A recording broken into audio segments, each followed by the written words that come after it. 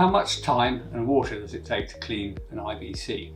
Now, we offer our IBC cleaning kit with two different types of cleaning head. The simple basic model has a spinning spray ball head that runs at low pressure, around about 3 bar, and so will not produce an awful lot of impact. As such, it normally takes a bit longer to clean a tank and takes a bit more water. The advanced model uses a rotary jet cleaning head that runs at about 5 bar pressure, and this will clean most IBCs faster and with less water. Now, the main factor that affects cleaning time and so water usage is the residue. A very light water soluble residue could be cleaned in a couple of minutes, even using the basic model of IBC cleaner, and a tougher residue might take the same cleaner 10 minutes or more, depending on the nature of the residue. So for tougher residues, the rotary jet style cleaner will massively outperform the basic model in terms of speed and water usage, because it will just get the job done a lot faster.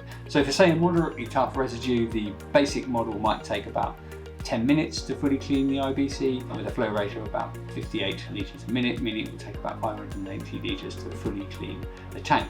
Now, that same residue could be cleaned in about, say, 5 minutes with the advanced model with the rotary jet style cleaner. And so it has roughly the same flow rates, so it's going to clean it with about half the water and half the time. For a very light residue that's easily soluble, you could halve these times, so you could halve the water usage overall. So the basic model would take about 5 minutes and about 290 litres per IBC. For the advanced model, about 2.5 minutes and 145 litres per IBC. The advanced model is probably about twice as fast and twice as water efficient, but it does come at a higher price tag.